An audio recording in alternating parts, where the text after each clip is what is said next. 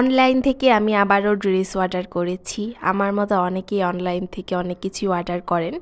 আবার অনেকে দ্বিধাদ্বন্দ্বে পড়ে যায় যে কেমন হবে না হবে। আজকে আপনাদের সাথে এমন একটা বিশ্বস্ত পেজের সাথে পরিচয় করিয়ে দিব, যেখান থেকে আপনারা কোনো চিন্তাভাবনা ছাড়াই ড্রেস অর্ডার করতে পারবেন। হ্যালো এভরিওয়ান, আসসালামু আলাইকুম। কেমন আছেন সবাই? আই হোপ সবাই খুব ভালো আছেন। আলহামদুলিল্লাহ, আমরাও আল্লাহর রহমতে আছি খুব ভালোই। নতুন দিনে নতুন আরও একটি ভ্লগ ভিডিও নিয়ে হাজির হয়ে গিয়েছি আমি আপনাদের মাঝে বাঁধন, চট্টগ্রাম থেকে।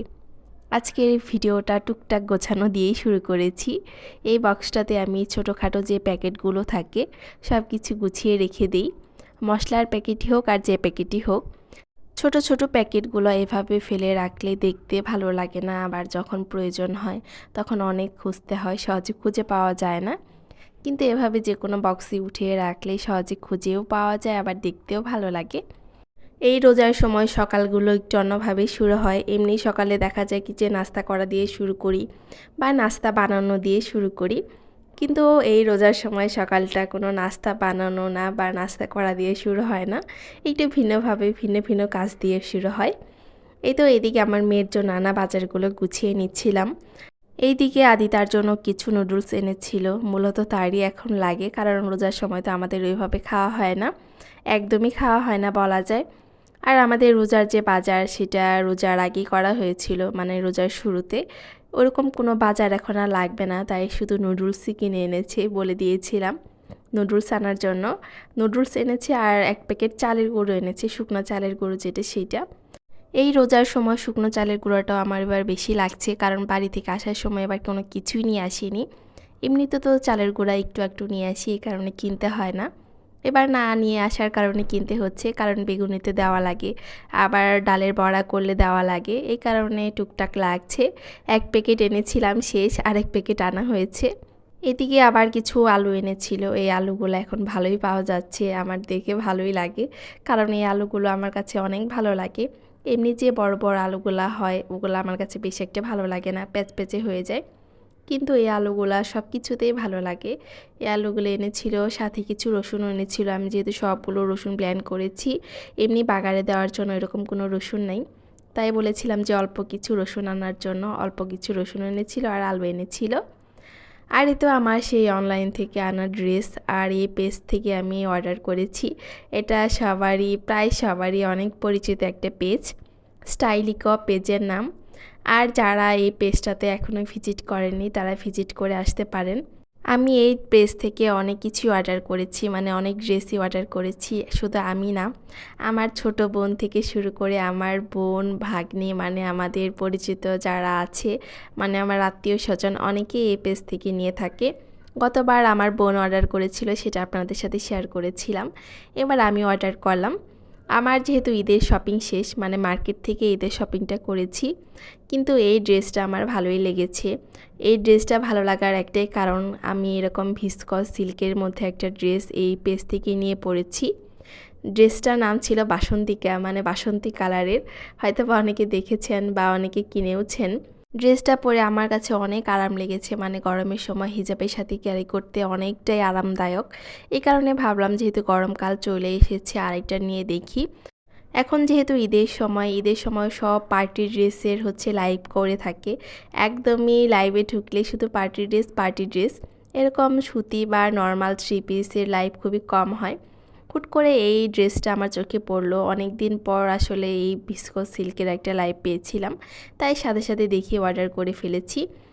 আর এর সাথে প্যান্টের কাপড়ও ছিল প্রিন্টের, মানে প্যান্টের কাপড় দিয়ে আরেকটা থ্রি পিস বানানো যাবে, মানে কামিজ বানানো যাবে এরকম। আমি এরকম ভিসকস সিল্ক বা সিল্কের কাপড় দিয়ে প্যান্ট বানিয়ে পরতে কমফোর্টেবল ফিল করি না, তাই আমি গজ কাপড় দিয়েই প্যান্ট বানাবো। আর এই কাপড়টা রেখে দিব, এটা অনেক সময় দেখা যাবে যে আমার কাজে আসবে, হয়তো আমার মেয়েটারও একটা ড্রেস হয়ে যাবে বা আমারও একটা ড্রেস হয়ে যাবে, এই কারণে এটা রেখে দিব, এটা দিয়ে আমি প্যান্ট বানাবো না। অনেকেই সিল্কের কাপড় পরতে কমফোর্টেবল ফিল করে না বা ভালো লাগে না, অনেকের এরকম হয়ে থাকে, কিন্তু আমি পরতে পারি, আমার কাছে ভালো লাগে। আর হিজাব দিয়েও আমি খুবই সহজে ক্যারি করতে পারি, এই কারণে আসলে এই ড্রেসটা নেওয়া। এই ড্রেসটার আমার কাছ থেকে দাম নিয়েছে হচ্ছে 1150 টাকা, মানে আমার কাছ থেকে মানে সবার কাছ থেকেই 1150 টাকা দাম নিয়েছে। আর ডেলিভারি চার্জ নিয়েছিল শুধুমাত্র 100 টাকা। আর এখন কালারের কথায় আসি, আমার কাছে ব্রাইট কালারগুলো বেশি ভালো লাগে, মানে লাল কালার, বাসন্তী কালার, মিষ্টি কালার, রানী গোলাপি কালার, ব্লু কালার, মানে এরকম যে ডিপ কালারগুলো, ওগুলো আমার কাছে বেশি ভালো লাগে। আমার কাছে নর্মাল কালার আসলে ভালো লাগে না, তাই সবসময় আমি শুধু ব্রাইট কালারই খুঁজি।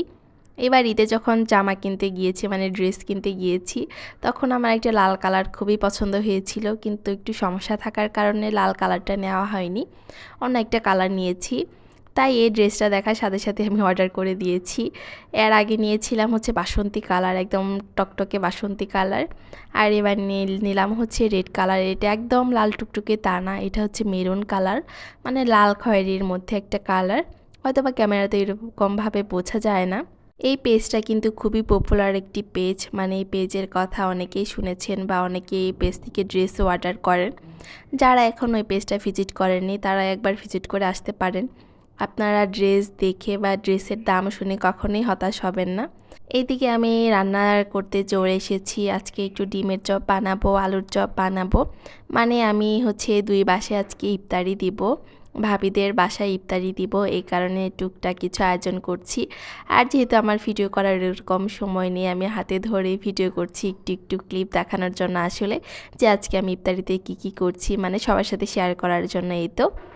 আর আমরা ইফতারিতে খাওয়ার জন্য খিচুড়ি রান্না করছি, একটু ভুনা খিচুড়ি আর মাংস, সেটা তো দেখালামই। কারণ নাতি তার বাবা ভাজা পোড়া একদমই খেতে চায় না, যেহেতু সারাদিন রোজা রাখে, তার পছন্দ অনুযায়ী একটু খাবার বানানোর চেষ্টা করি। তার তো খিচুড়ি টাইপের খাবার খুবই পছন্দ, তাই একটু খিচুড়ি রান্না করছি, পরে আবার ভাত রান্না করতে হবে। এই তো আমার এদিকে বেগুনি, তারপর হচ্ছে আলুর চপ, ডিমের চপ, এগুলো সব ভাজা শেষ, মানে এখনও ভাজা কমপ্লিট হয়নি, আরও কিছু বাকি আছে, বড়া ভাজবো। গতবার ভালোই মনে হয় আমার হাতে সময় থাকতো, ইফতারি রেডি করার পরও অনেকটা টাইম পেতাম। এবার কেন যেন জানি না, একদমই টাইম হাতে পাচ্ছি না, খুবই তাড়াহুড়া করে ইফতার রেডি করতে হচ্ছে, ইফতারি করতে হচ্ছে, এবার সময় হাতে পাচ্ছি না, এরকমটা আমার এবার মনে হচ্ছে, কেন তা জানি না। এই তো এদিকে আমার খিচুড়ি রান্নাও কমপ্লিট, ওইদিকে মাংস রান্না করে ফেলেছি, এখন বড়া ভাজার বাকি। কিছু ফল কাটবো, আবার শরবত বানাতে হবে, কারণ তার বাবা তার মেয়েকে নিয়ে বিকেলে পার্কে যায়, সে আমাকে বেশি একটা হেল্প করতে পারে না। তবু আমি কিছু বলি না, কারণ মেয়েকে নিয়ে একটু বাইরে যাওয়াও জরুরি। আমি যেহেতু এখন বিকেলে বাইরে বের হতে পারি না, আমি তো এমনি সময় প্রতিদিনে ওকে বিকেলে বাইরে নিয়ে যাই, ঘুরতে নিয়ে যাই, যাতে তার ভালো লাগে, মনটা একটু ফ্রেশ হয়, কারণ সারাটা দিন বাসায় একা একা থাকে, একা একা খেলে, এই কারণে। এই তো পরে তারা পার্কে চলে গিয়েছিল, তার বাবা একটু ভিডিও করে এনেছে, আমি একটু সবার সাথে শেয়ার করছি, ছোট্ট একটু ভিডিও করেছিল। আমার মেয়ে তো পার্কে গিয়ে আসতেই চায় না, যখন আসার কথা বলে কান্নাকাটি শুরু করে, মানে সে সারাদিন এখানে থাকবে, ইফতারও সে এখানে করবে, ইফতারের কথা বললেও না করে, সে বাসায় যাবে না, মানে এখানেই শুধু থাকবে। যাই হোক, এই তো আমরা ইফতার রেডি করে বসে গিয়েছি, হালকা একটু ভিডিও করেছি, পর আর কোনো ভিডিও করার সময়ই পাইনি। ইফতার করে একটু রেস্ট নিয়েছি, তারপরে হচ্ছে যা যা কাজ থেকে সব কিছু করেছি, পরে আবার ভাত বসিয়েছিলাম। এই তো আমার ভাত রেডি, এখন আমার মেয়েটাকে খাইয়ে দিব। আর এখন বাজে প্রায় 9টার কাছাকাছি, মানে 9টা বেজে গিয়েছে এমন। আর আমার টুনটুনি পাখিটা একাই বাসায়, মানে সে টিভি দেখছে, তার বাবা নামাজে গিয়েছে। আমি সেহরির ভাতটা আগে রান্না করে রাখি, শুধু গরম করে খাই, কারণ সেহরিতে উঠে আবার রান্না করে খাওয়ার এরকম কোনো এনার্জি পাই না, এনার্জি একদমই থাকে না। 9টা বেজে গিয়েছে, এখন আমার মেয়েটাকে খাইয়ে দিব। আর আজকের ভিডিওটি এ পর্যন্ত রাখছি, সবাই ভালো থাকবেন, সুস্থ থাকবেন।